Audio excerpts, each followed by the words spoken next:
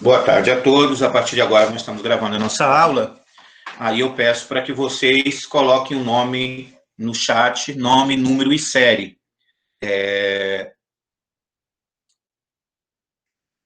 Lembrando que não vale colocar o nome e sair, tá? Senão o professor vai ficar bravo. Até esse momento, nós estamos com 44 participantes. É pouco para o número comparado, que são 4 primeiro, mas vamos trabalhar com o que nós temos. Eu vou começar a apresentação. Se caso alguém pedir permissão aí, vocês vão me avisando.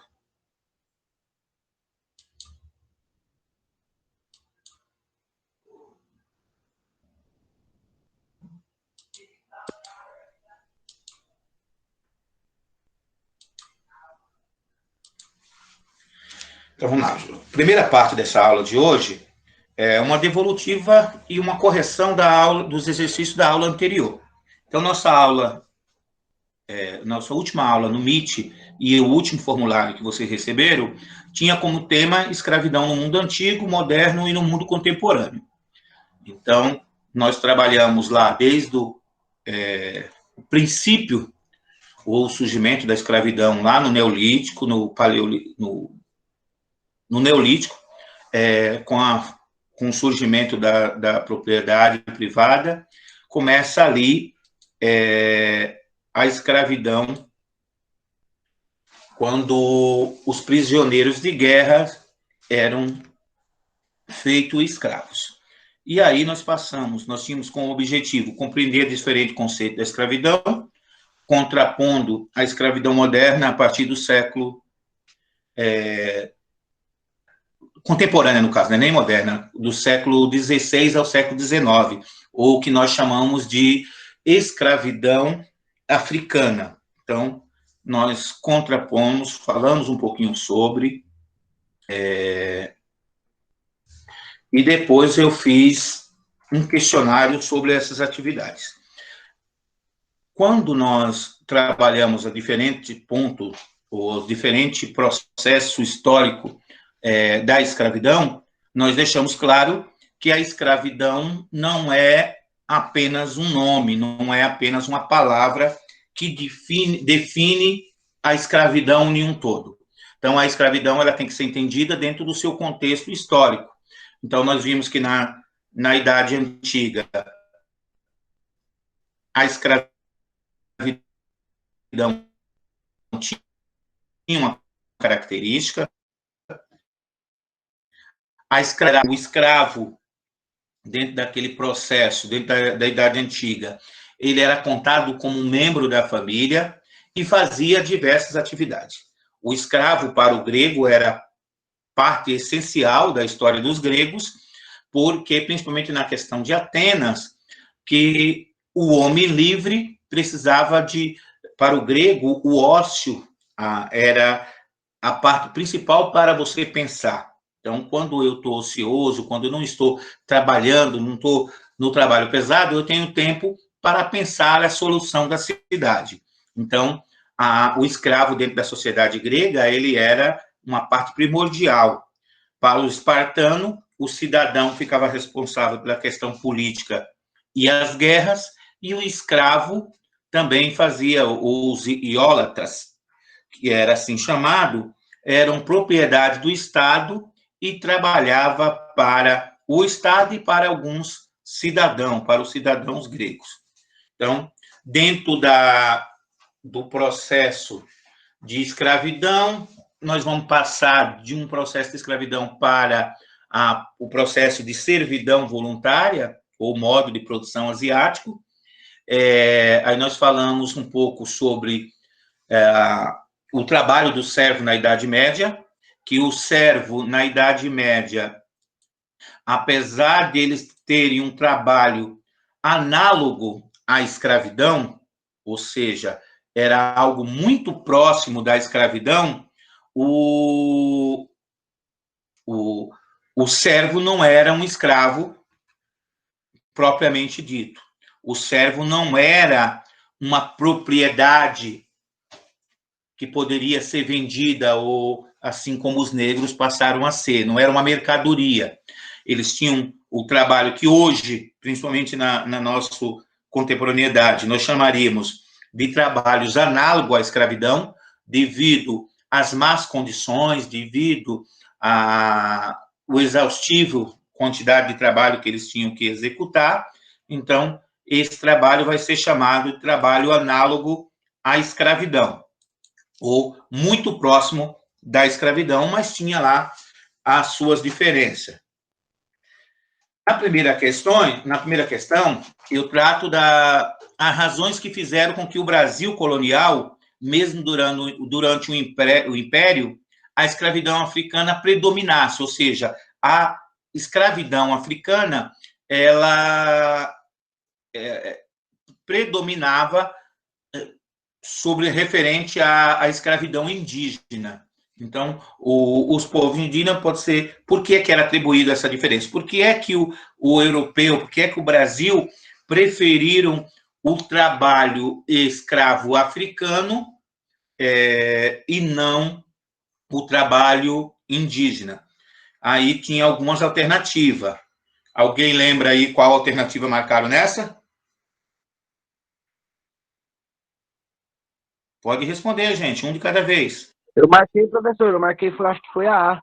Marcou a A. Mas alguém marcou alguma diferente da A aí? Lembra?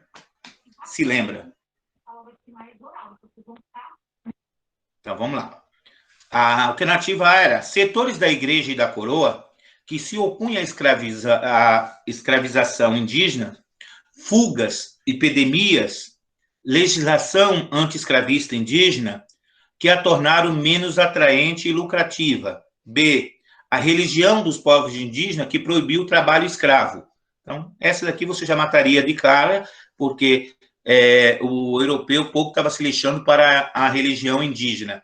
C, a reação dos povos indígenas, que por serem bastante organizados e unidos, toda vez que se tentou capturá-lo, eles encontravam alguma forma de escapar ao cerco dos portugueses. A reação do povo indígena, ou a adaptação à terra, a facilidade de fugir, era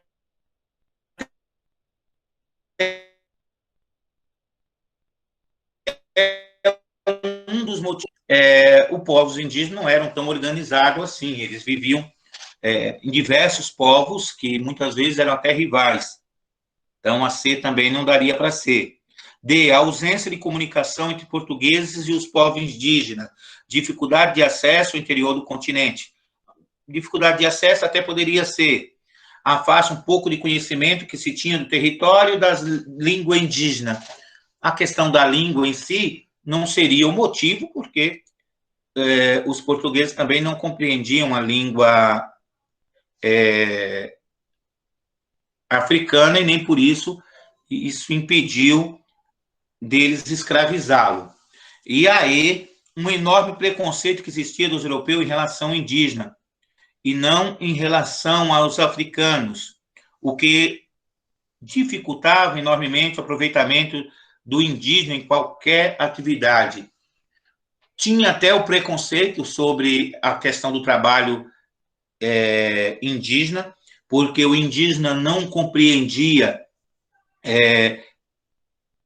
o porquê dessa necessidade dos portugueses de acumular riqueza. Então, eles não conheciam o trabalho sistemático. Para o indígena, você tinha que produzir aquilo que vocês necessitavam. Aquilo que você necessitava. Não tinha o porquê acumular. Qual o sentido? Se a terra, se a mãe terra nos dá tudo, por que é que a gente tem que acumular? Mas não foi essa a causa da não escravização indígena ou da pouca utilização. Opa, deixa eu ver aqui. Uau, estamos chegando aos 50. Já fico um pouquinho mais feliz. Não é o ideal, mas já tem uma boa quantidade. Então, a resposta certa seria A, muitas vezes atribuída apenas à intervenção católica sobre os negros ou de forma pejorativa, afirmando que não eram escravizados, pois eram preguiçosos e não queriam trabalhar. Isso está mudando. A alternativa A nos dá as principais questões para os indígenas serem menos escravizados. O outro fator era o fator comercial que passou a ser atribuído ao negro, dando alto lucro à coroa portuguesa. Então, lembrando que para a coroa portuguesa, a escravização africana se tornou muito lucrativa. Então, de um lado, a Igreja Católica proibia ou não permitia ou lutava para não a escravização indígena. Por outro lado, a facilidade que os índios tinham de fugir por conhecer a terra e até mesmo essa questão que eu falei, que o indígena não sentia necessidade, não entendia o porquê que os portugueses queriam tanto acumular riqueza, são as causas que vão dificultar aí a escravidão. Por outro lado, a coroa portuguesa estava muito preocupada com o lucro e o tráfico negreiro, o tráfico de negros, se tornou uma das fontes de riqueza da coroa portuguesa, incentivando aí esse tráfico e criando legislações que proibiam o tráfico indígena. Lembrando que a igreja ela via nos indígenas a possibilidade de aumentar os seus fiéis, uma vez que tinha acontecido, dentro daquele período, havia acontecido a reforma protestante, ou seja, a igreja estava fragmentada, estava dividida entre a igreja protestante e a igreja católica, e eles queriam aumentar os seus fiéis, e dentro da visão da época, da visão preconceituosa da época, o negro não tinha alma, por isso deveria ser escravizado. Já o indígena, eles eram apenas inocentes. Então, eles não conheciam a civilização, deveriam ser civilizados, catequizados e tinham convertido à religião católica. Então, a alternativa A seria a correta. Na questão 2, o trabalho escravo... Então, peraí. Eu acertei? A, sim. Se você respondeu a, sim. Ave Maria, doido. Você é louco. A 2. O trabalho escravo foi fundamental para a sustentação da economia política, tanto na polis grega como no Império Romano. Sobre esse assunto, é correto afirmar. Aí vamos lá. Questão A. Os escravos eram considerados fundamentais na sociedade grega e romana, participando ativamente da vida política, obtendo representação, respectivamente, na Bolha e no Senado. Então, o escravo, de acordo com essa resposta, o escravo ele era parte principal da economia grega, isso era, e ele participavam das decisões políticas, seja na Bolha ou no Senado. Só a participação política já eliminaria essa questão, uma vez que o escravo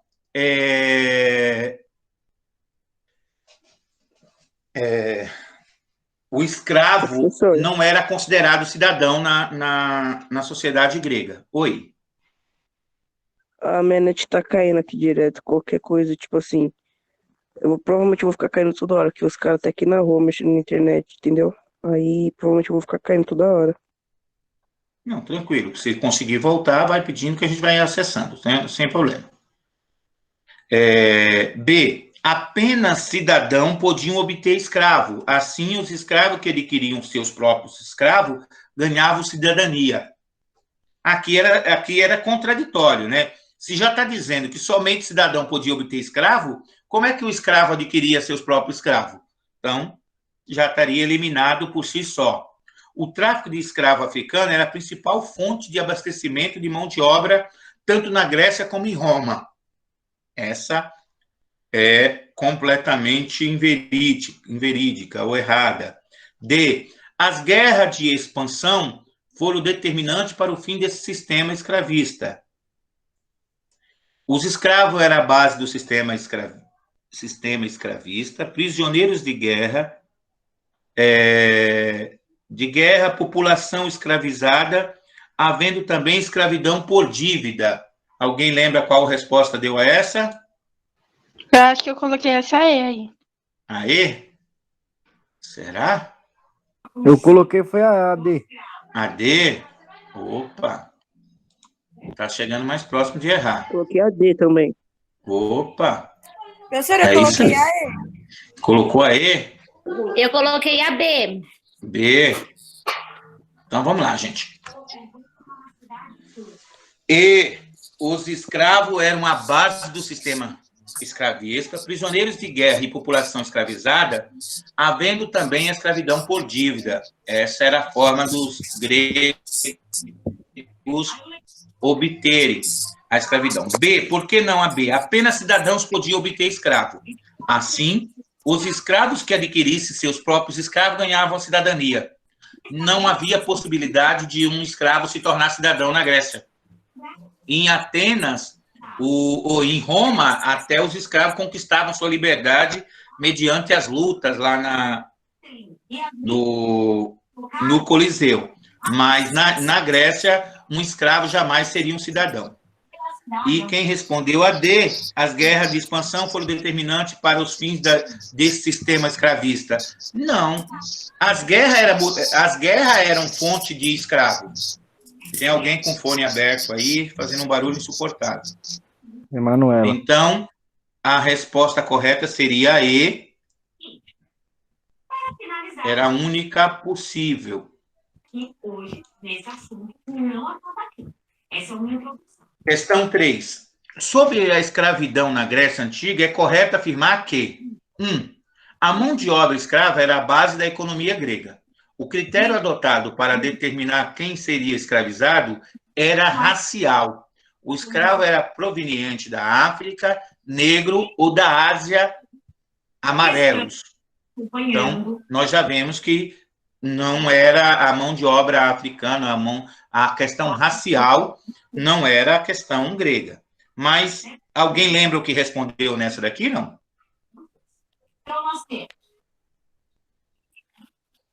Alguém lembra? Vamos ler a próxima. 2. Entendi, O uso de professor. escravo... Oi? Não entendi o que o senhor falou. Alguém lembra qual respondeu nessa? Não estou lembrado, não. Então, vamos lá. A 2. O uso de escravos em Atenas tinha certa importância social, na medida em que concedia mais tempo para que os assembleia dos debates políticos, filosofar e produzir obra de arte. Opa! Aí a 2 nós já vemos como uma possível resposta certa. A 3. Os escravos em Esparta, cidade voltada para as guerras, eram chamados de ilotas e pertenciam ao Estado. Trabalhavam para os especiatas, uma minoria que participavam das decisões políticas, administrativas e se dedicava única e exclusivamente à política e à guerra. Das preposições acima, então, vocês teriam que assinalar qual que estaria correta. Apenas a 1 está correta. Então, não, a 1 não está. A 2 está correta. Até tá, mas não é apenas ela. Apenas a 1 e a 2 está correta. Eu sei qual que é. Oi? É. Não entendi? Eu sei qual que é. Qual que é a correta? Eu acho que é a 2 e 3. 2 e 3? É a 2 e 3, hein? Isso. Vamos ver, vamos lá. Então, vamos ver se vocês estão certos. Eu tenho lá minhas dúvidas, porque eu não lembro que resposta eu marquei. Apenas a 2 e 3 estão corretas. O uso de escravo em Atenas tinha certa importância social, correto. O escravo em Esparta eram os ilhotas, pertenciam ao Estado e trabalhavam para a minoria que tinha direito à cidadania. A 5 era dissertativa. O trabalho escravo foi banido em quase todos os países, mas ainda existe muitas pessoas vivendo sob essa condição ao redor do mundo. Pensando nisso, cite alguns tipos de trabalho escravo contemporâneo. Alguém consegue citar pelo menos uns 2 tipos de trabalho escravo nos dias atuais? Vamos lá, galera. Pode responder, não mordo, não. Quais são os tipos de trabalho que existem nos dias atuais? Eu esqueci, professor. Oi, nos nossos dias, quem é considerado escravo? Um exemplo de escravidão nos dias atuais? Tem a escravidão sexual, que o senhor falou daquela vez lá, conta? Conta. Escravidão sexual. E também tem aquela lá Professor, do interior, que eles colocam lá para trabalhar com pouca qualidade de vida. Alguma coisa assim. Sim, também. aquelas pessoas que trabalham muito e, por exemplo, trabalham 24 horas por dia e ganha pouco. É considerado Isso. também? Também. Essas são os tipos de escravidão contemporânea. Gente, olha, uma coisa que eu vou falar para vocês. Olha, prestem atenção numa coisa que eu valorizo muito. Eu prefiro uma resposta simples e até simplória, mas que seja sua, do que uma resposta complexa que eu sei que é da internet. Então, eu lendo as respostas, e olha que eu leio todas, não pense que eu peço e não leio. Eu vi algumas respostas perfeitas, bonitas, bem acabadas. Teve algumas que citou até o filósofo Karl Marx, falando da mais-valia. Mas se eu perguntasse hoje, eu acredito que pouco saberia o que significa mais-valia. Então, você percebe que foi uma resposta pesquisada na internet. E estava dentro da aula, dentro do vídeo que eu mandei para vocês, as respostas e num textinho que eu mandei para vocês também. Então, quando tiver dúvida, pergunte. Algumas meninas perguntaram, eu fico feliz quando isso acontece, porque aí vocês vão produzir a própria resposta. Melhor do que vocês mandar da internet lá de qualquer jeito. Aí eu coloquei aqui possível resposta. Escravidão sexual, crianças que são obrigadas a mendigar, obrigado a entregar o dinheiro para alguém da família ou alguém próximo. Trabalhos... Oi. Trabalho infantil é trabalho escravo? Sim, são trabalhos considerados trabalho escravo. Mesmo porque, quando você fala o trabalho infantil, uma ajuda de uma criança dentro de casa, isso não.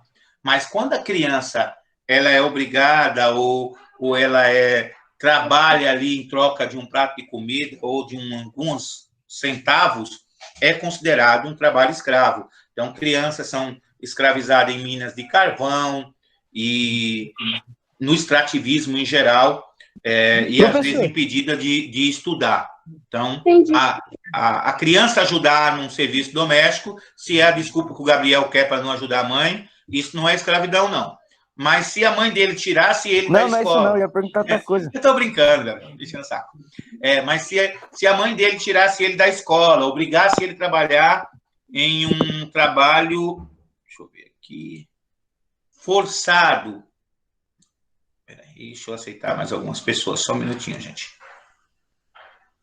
Ô, professor, lá na Amazonas existe trabalho escravo ainda, né? Passa várias reportagens. Tem, na região do Pará, mais pro lado do Pará, gente. Pelo amor de Deus, como naquele estado parece que ele não faz parte do Brasil ainda. Tem, lógico. Nós temos aqui... professor. Oi, pode perguntar, Gabriel. Oi.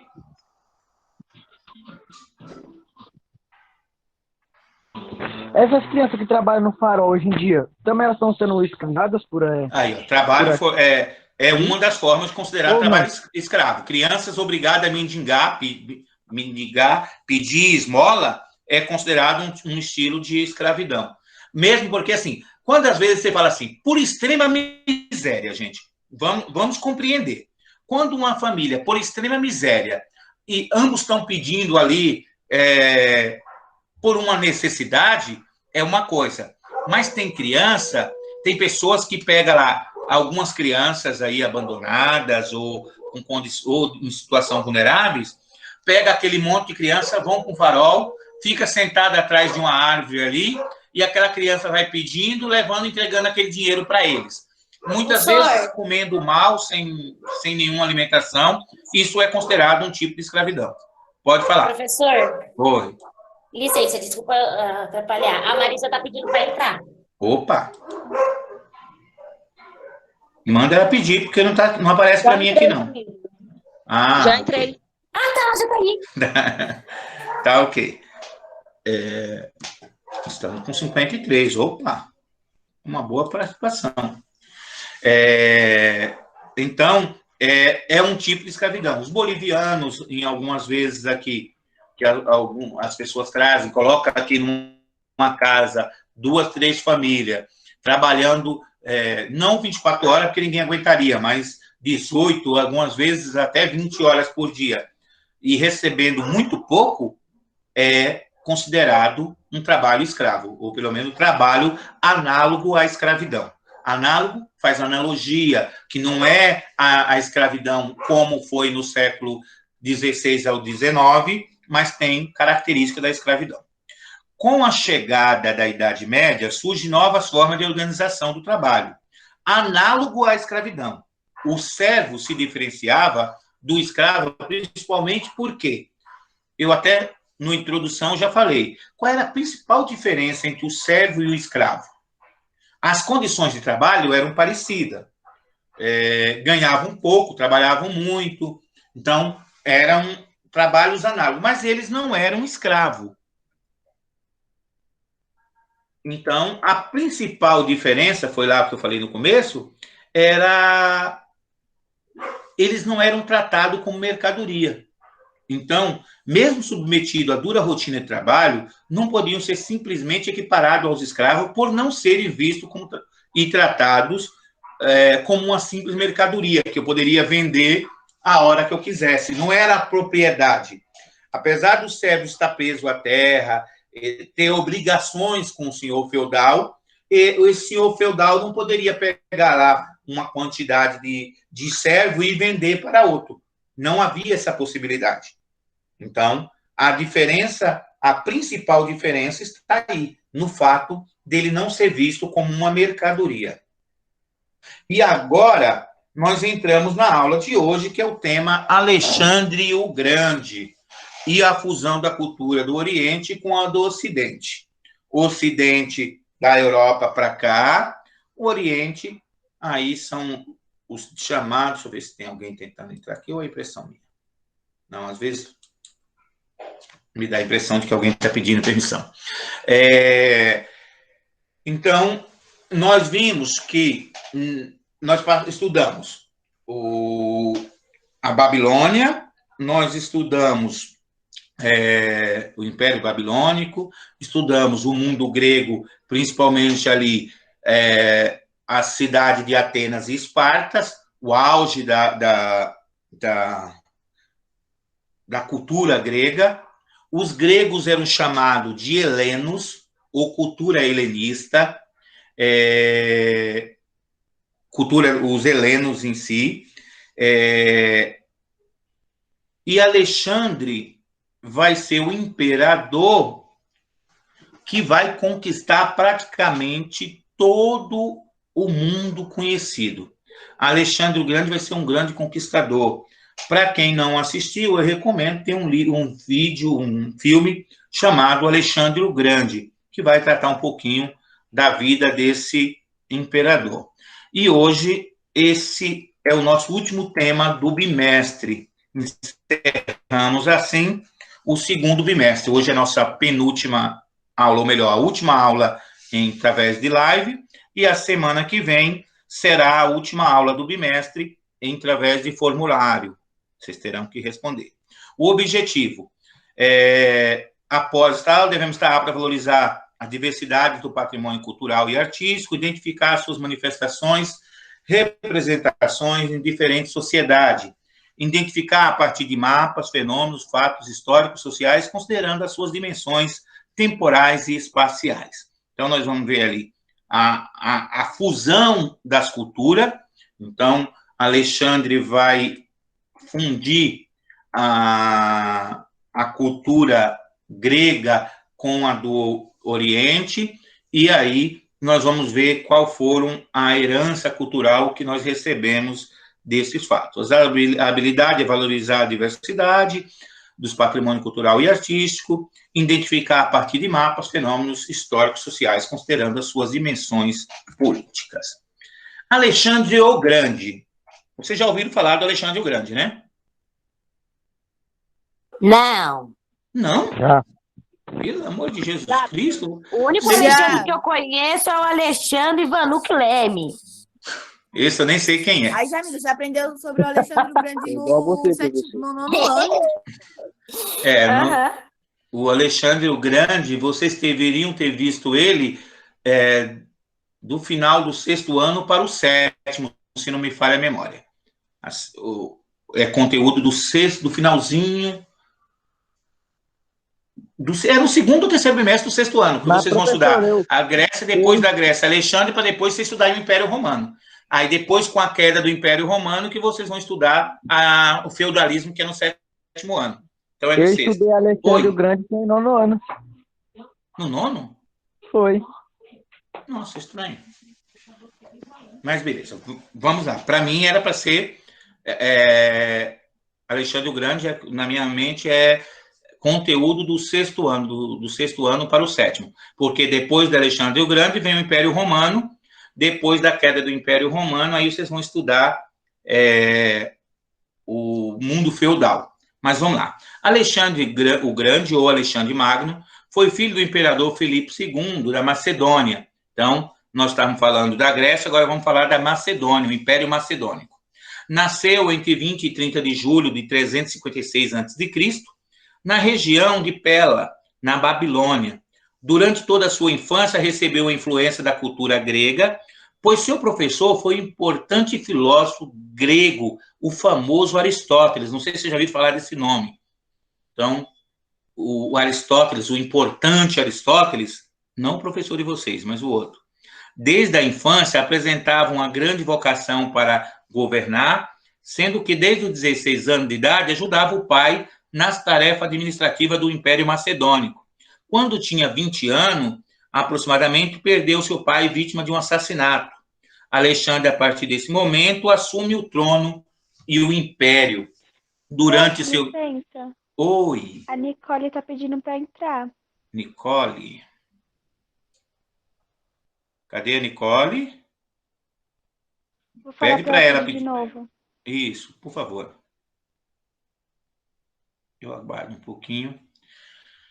Diz que o Alexandre o Grande, com 12 anos, ele doma um cavalo muito bravo que nenhum homem do reino conseguia ou desafiava a amansá-lo. Então, aos 12 anos, ele se voluntaria para domar esse cavalo e aos 16 começa a ajudar seus pais e aos 20 anos já se torna imperador. Então, ele tem uma vida curta, morre aos 33 anos, se não me falha a memória, mas conquista praticamente tudo que alguém poderia imaginar. Olha, não pediu. Se ela pedir novamente, você me avisa, ok? Tá bom. Então, durante o reinado de Filipe II, havia conquistado algumas cidades da Grécia, porém, foi sob o comando do filho que esse domínio se ampliou. O domínio de Alexandre o Grande começa, então, a ampliar o império através de conquista e acordo diplomático. Alexandre, além de ser um grande guerreiro, ele é um verdadeiro diplomata. Ele, em alguns reinos, ele conquista mediante a força, e outro ele faz acordo e junta os reinos ali mediante a tratado. Então, ele fazia um tratado lá, um acordo, e ali ele anexava aquele reino ao seu.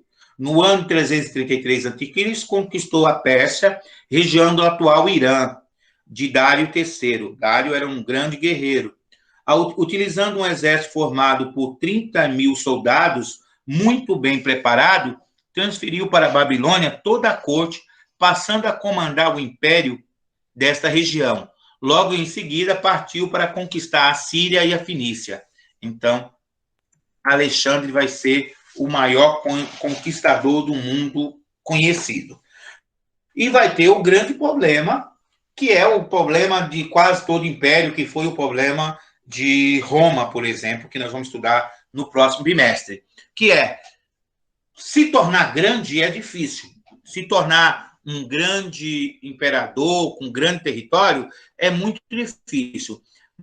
Mais difícil que se tornar um grande imperador, ou ter um vasto império, é manter esse império por muito tempo. Dando continuidade às conquistas de Macedônia, dominaram a região de Gaza, no Egito. Nessa região, aplicou uma conquista amigável, diplomática, pois os egípcios não resistiram com a violência ao exército macedônio. Em contrapartida, Alexandre respeitou a cultura e deu liberdade ao culto dos egípcios. Fundou, no Egito, uma importante cidade, Alexandria, com a construção do monumento, o Farol de Alexandria, uma das 7 maravilhas do mundo até os dias de hoje, considerada a 7ª maravilha do mundo, uma das 7 maravilhas do mundo. Durante a longa viagem para a região da Índia, alvo de sua própria conquista, seu exército recusou prosseguir, pois o combate estava muito cansado. Voltaram para a Babilônia, planejou invadir a Arábia, porém contraiu uma febre, causa provável da sua morte aos 33 anos de idade.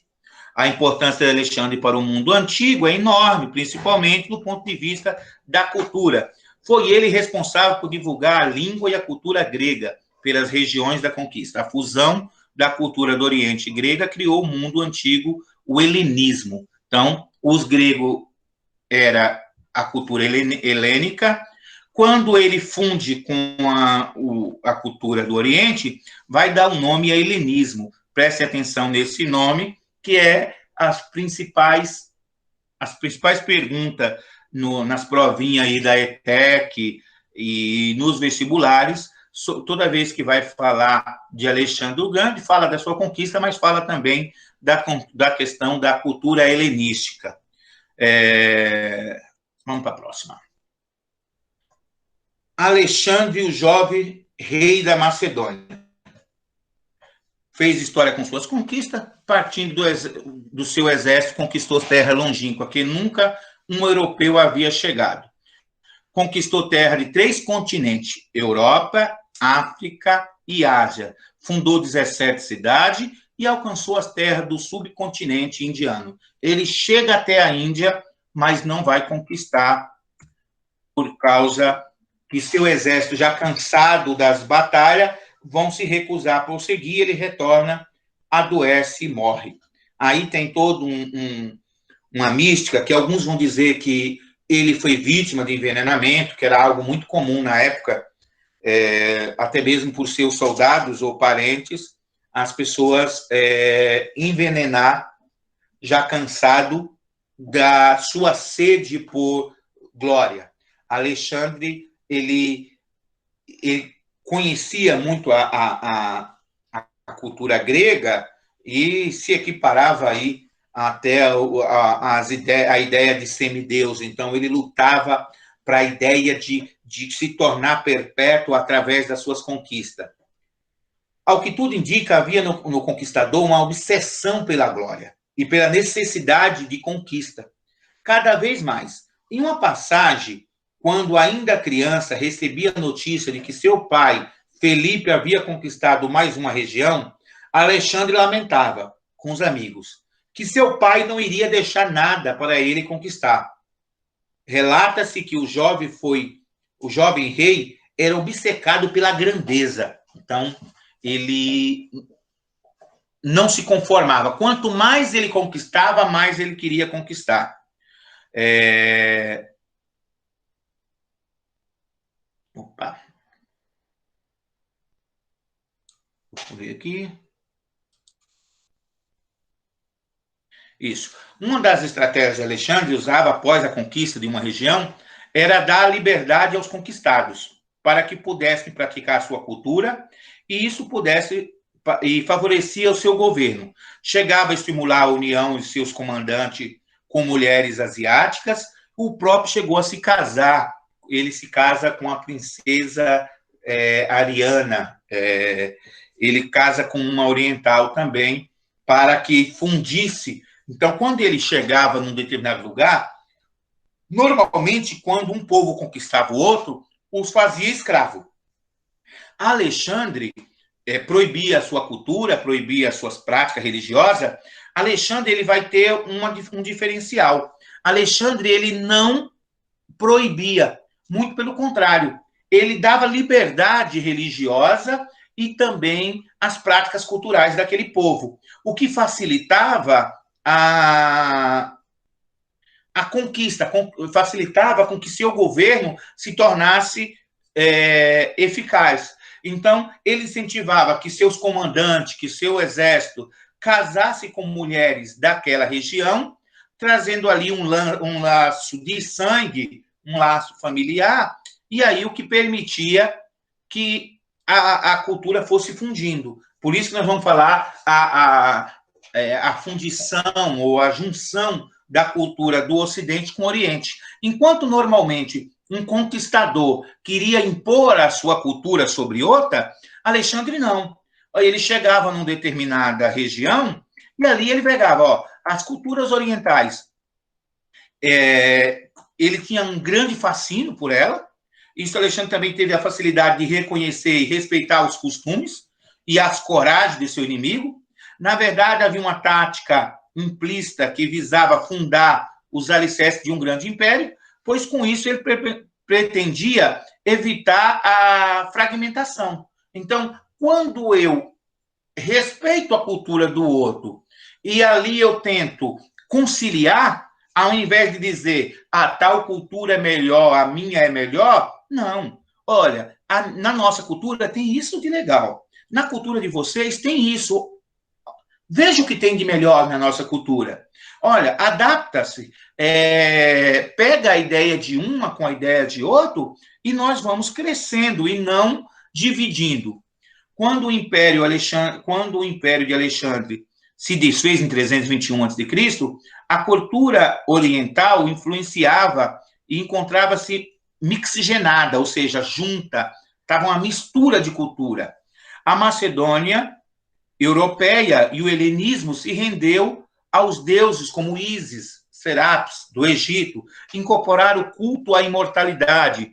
Surgia, assim, o caldo heterogêneo do qual nasceria o cristianismo. Olha, veja como as coisas acontecem.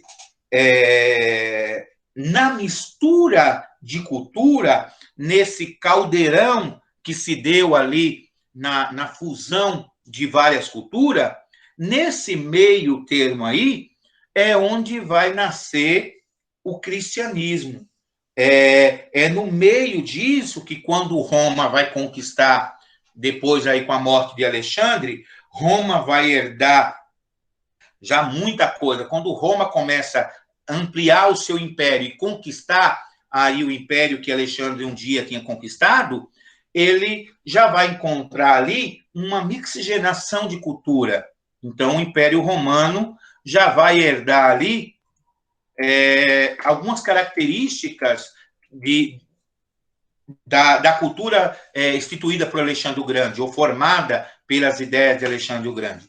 Uma das principais características de Alexandre foi a maneira como ele tratou os povos vencidos. Respeitou sua religião, as instituições políticas, incentivou o casamento entre vencidos e vencedores, permitiu que os jovens persas participassem do seu exército, o greco-macedônico, tentou fundir os povos buscando eliminar as diferenças e as desigualdades entre eles. Então, Alexandre era um visionário. Alexandre, ele vislumbra nessa situação, olha, nós temos que pegar o que os povos têm de melhor, respeitar a religião e respeitar a cultura dos povos faz com que nós temos uma instituição mais forte, nós temos um império que não vai ter tanta divisão, não vai ter tanta disputa. Quando eu permito que um jovem que foi vencido, que teoricamente seria o meu escravo, o meu servo, que ele faça parte do meu exército, olha, eu trago esse povo para mim. Quando eu permito que os vencedores casem com os vencidos, e aí não é uma obrigação, era um incentivo.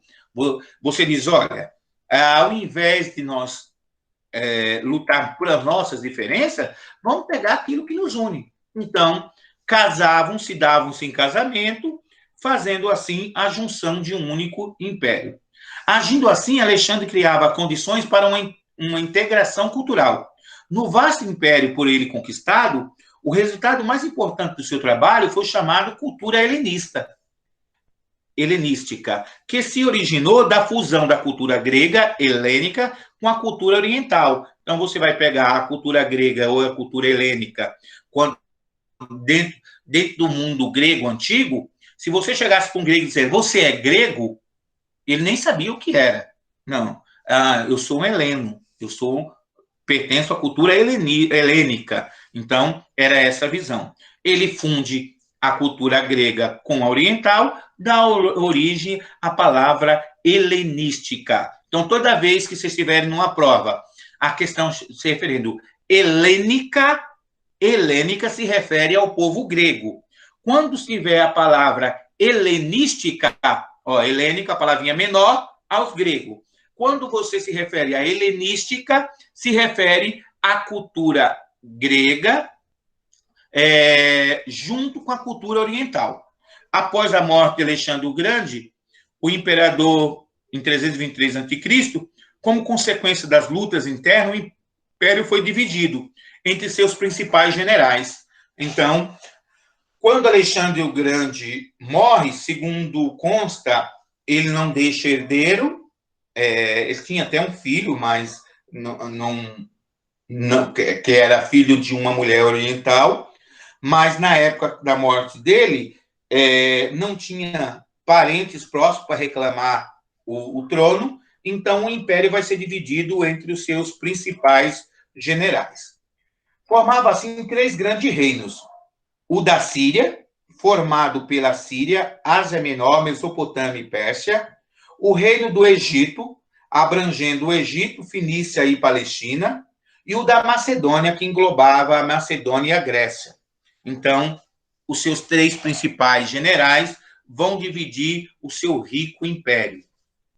Surge com essas características, a característica desse império, sob aspecto político, o Império de Alexandre é dividido em vários reinos, cujos governantes e descendentes gregos macedônios adotaram os costumes das monarquias orientais. Sob o aspecto econômico, abria-se novas rotas de comércio, ampliou a circulação de produtos e de fluxo de especiaria. Então, nesse meio termo, você vai ter ali a interação entre as culturas. E ali, a cidade como Alexandria, Antioquia, transformaram-se em centros de produtores de tecido, cerâmica, metalurgia e construção naval. Sob o aspecto da cultura, as transformações foram importantes. A cultura grega fundiu-se com a orientais, Egito, Pérsia, Babilônia, originando-se a cultura helenística. Então, vocês vão ver que essa junção de cultura promovia uma expansão do império do próprio Alexandre. Na Grécia não era mais o centro da cultura. No mundo, os principais centros da cultura helenística foram a Alexandria. Na Alexandria, ele vai construir a Biblioteca da Alexandria, que vai ser a maior biblioteca do mundo, que depois ela pega fogo e nós não restou nada dessa Alexandria. Então, conclui-se assim que Alexandre, o vencedor de heróis, com 12 anos, domou Arisco Bucéfalo. Aos 22, partiu para a conquista da Ásia. Com 33, morre vítima de malária. Foi o senhor de um império nunca igualado. Seu pai era Filipe II da Macedônia, monarca descendente de Hércules. Sua mãe era Olímpia, princesa de Épiro. Durante toda a sua vida, Alexandre tinha em Aquiles o seu verdadeiro modelo. Lembrando que Aquiles é o da Guerra de Troia. Aquiles era considerado um semideus, era o chamado herói grego. E Alexandre via em Aquiles o seu verdadeiro modelo e ele o imitava. Então, por isso que tinha essa necessidade de glória. Quanto mais ele conquistava, mais forte ele se sentia. Em 340 a.C., com 16 anos, ele substitui temporariamente o pai. Então, aqui eu já falei, não vou me alongar. Então, aos 16 anos, ele já substituía, quando o pai saía para alguma conquista, ele ficava ali na administração do reino. Felipe II vai morrer com a morte, como nós vimos com a morte de Felipe II, ele já herda um grande império. Em 327, desposou com Roxene, a sua primeira mulher, para selar a união entre Grécia e Ásia. Morreu na noite de 13 de julho de 323, sucumbindo à malária.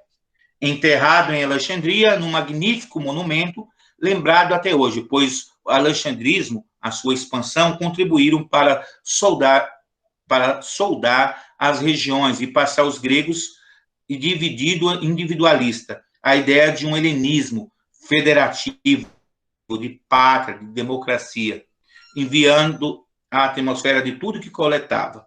Aristóteles conseguiu dar novos impulsos ao conhecimento grego, especialmente a geografia, astronomia, ciências naturais. Então, quando Alexandre ia para um novo território, ele mandava a amostra para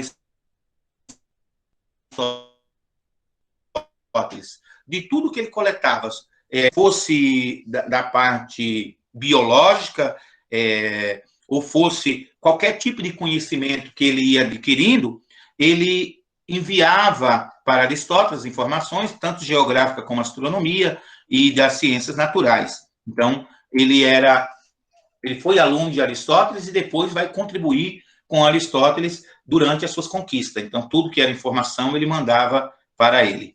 Alexandre não somente destruiu um império, mas fez recuar os limites do mundo, conhecido do seu tempo. Após a sua morte, surge a cultura helenística, que durou até a conquista do mundo antigo, efetuado por Roma. Essa cultura trouxe muito benefício, como geometria, a alavanca, a catapulta, a trigonometria, a circunferência da Terra, entre muitas outras que foram descobertas pelos grandes cientistas, pensadores da época, contribuições valorosas para a formação do mundo ocidental. Então, vejam que Alexandre conquista um mundo, mas deixa um legado. Não foi conquista por conquista. Então, Alexandre dominou o território que hoje inclui os países da Bósnia, Herzegovina, Croácia, Eslovênia, Macedônia, Montenegro, Sérvia, 2 províncias autônomas de Sérvia, Kosovo, Voivodina, nem sei onde fica isso, Bulgária, Grécia, Egito, Turquia, Síria, Líbano, Irã, Iraque, Azerbaijão, Turcomenistão, Kuwait, Índia, entre outros. Esse foi só os poucos países que ele conquista. Olha o mapa do mundo conhecido na época. Esse era o mundo conhecido. Olha o Império de Alexandre o Grande. Ele conquista praticamente todo o mundo conhecido, gente. Olha a vastidão do seu império. Então, olhando para esse mapa, você consegue ver as suas conquistas nos 3 continentes, chegando até a Índia, aqui próximo, Egito, perto da Arábia, todo esse território foi conquistado por Alexandre o Grande. A cultura helenística nós já vimos lá na frente. Isso daqui eu coloquei apenas caso você faz contribuição do mundo ocidental. Então, na arte, se a arte grega é caracterizada pelo equilíbrio, pela leveza, eu já falei um pouquinho sobre essa questão cultural. Então, nessa fusão da cultura, se caso nenhuma das questões vocês precisarem, esses últimos slides aí vão estar como subsídio para vocês. Tudo isso eu já tratei lá em cima. Então, o farol de Alexandria, a arquitetura, a contribuição que essa fusão vai contribuir ali para a arquitetura, como a construção de palácios, templos, pela origem de um novo estilo de coluna, estilo de Coríntios. Então, para o mundo, eles vão pegar, olha, pega o melhor dos gregos, o melhor dos egípcios, o melhor da Macedônia, e vejam o que é possível unir, e aí vocês vão ter um resultado melhor. Então, ao invés de dividirmos, nós somamos. Essa era a visão. Dentro da filosofia, vai surgir aí, que vocês vão estudar com o professor Gilvan, o estoicismo,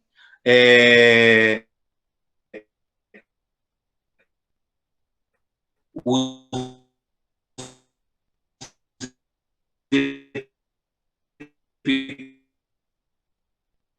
Epicurio. Agora, a Grécia não fidente, nós temos o que o mundo tem, o mundo conhecido, lembrando que naquela época ninguém sabia que a América existia. Então, o continente era europeu, asiático e africano. Então, você não tinha noção da América. A América não existia. Então, por isso que a gente fala o mundo conhecido. Então, ele conquista. Ah, Alexandre conquistou o mundo. Não, Alexandre conquistou boa parte do mundo conhecido. Esse é o ponto. Aí vem a influência da ciência, os grandes nomes desse período. Então, se tiver alguma questão dentro da influência helenística, da cultura helenística, da cultura, da fusão da cultura, nesses últimos slides vocês terão um subsídio. Não vou ficar me alongando mais, porque eu sei que o Gabriel já está dormindo. Gabriel, acordou? Oi. Gabriel acordado? Tá vendo? Gente, eu estou terminando uma aula com o Gabriel acordado. Isso é maravilhoso. Estou pegando você para Cristo, né, Gabriel? Então, gente, basicamente, o conteúdo do nosso trimestre se fecha aqui. Essa semana, eu vou estar enviando, a semana que vem, melhor, o formulário. Então, se alguém, como fiz a correção das atividades hoje, eu fechei as atividades. Então, se alguém não entregou alguma coisa, me procure e veja o que a gente pode fazer para o fechamento da nota desse bimestre. Milagre o professor não faz, mas dentro daquilo que a gente puder, a gente vai ajudar aí para o melhor resultado aí nesse tempo de pandemia, nesse tempo de loucura. Agradeço a paciência de todos. Só uma frase que eu terminei a aula do terceiro ano e vou terminar todas as aulas dessa semana com essa frase. Eu não sei se é de Platão, não tenho certeza, vou deixar como autor desconhecido. O corpo humano é a carruagem. O eu, o homem, o que o conduz. Os pensamentos, as rédeas, e o sentimento são os cavalos.